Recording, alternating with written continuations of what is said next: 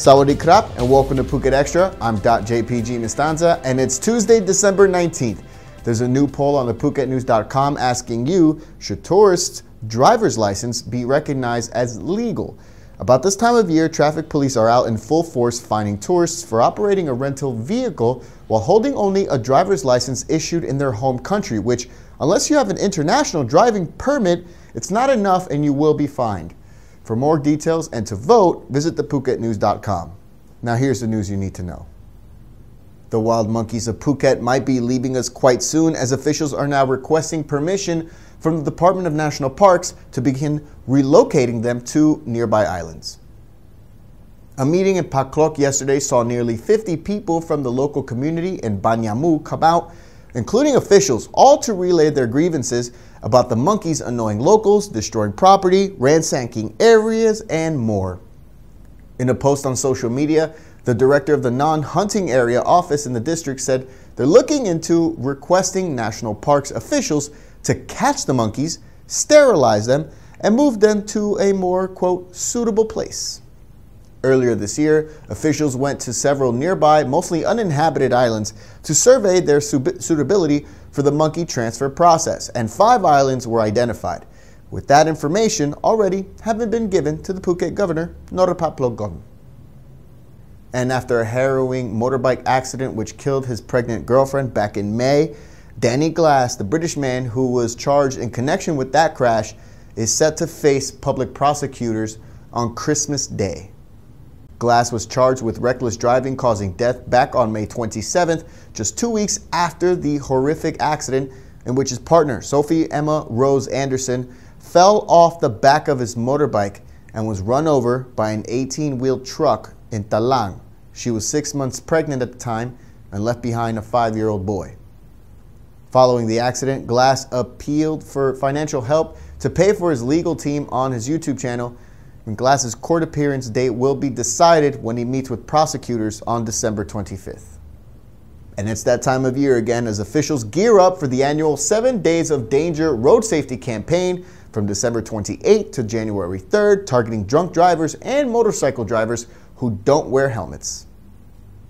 This year, Phuket Governor Norapaplogon is ordering authorities to strictly enforce the laws, including keeping an eye out for unlicensed drivers.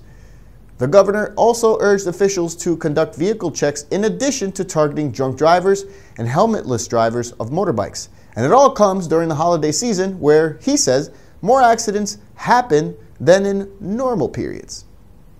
Last year, there were 2 fatalities on Phuket's roads during the New Year 7 Days of Danger and 81 people injured from accidents across the island.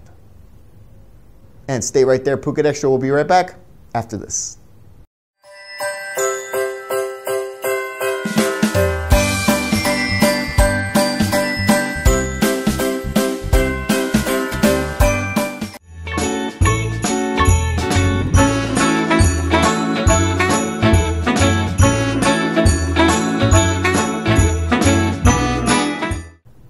Welcome back to Phuket Extra.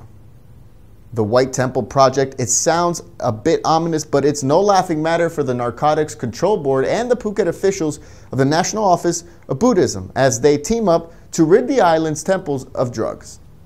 Phuket Vice Governor Prakob Wongmanirung oversaw yesterday's launch of the project in Sri Suton as representatives from over 40 Phuket temples were in attendance. The Phuket Chief of National Office of Buddhism says that drugs have been more widely used within temples and that the plans calls for 5 representatives from each temple to keep an eye out and to report the issues to the relevant authorities. And the family of a man who they thought was dead, well, they got a surprise of a lifetime when he suddenly showed up at their home in Sisaket on Sunday evening. The family of 44-year-old Sakon Sachiwa kept touching him until they were certain he was not a ghost, since back on May 18th, they were contacted by police saying he died of a digestive disease. When one of the cousins first looked at the body, he questioned police whether it was him, but they suggested they take it anyway, and the family later held religious rites before the cremation. But on Sunday evening, Sakon strolled back into the house saying that he had been working on a fishing boat off the southern coast of Thailand when His ID card was stolen, and although he already had been issued a new card, he kept working and finally returned once the job was done. Congratulations to the family, though it's still unknown who exactly was cremated in his stead. And that's it for Phuket Extra today. If you're watching us on YouTube or thephuket.news.com, you can check out all these stories on the links below. From all of us here at the Phuket News Center, thank you for watching. And until tomorrow, stay classy, Phuket.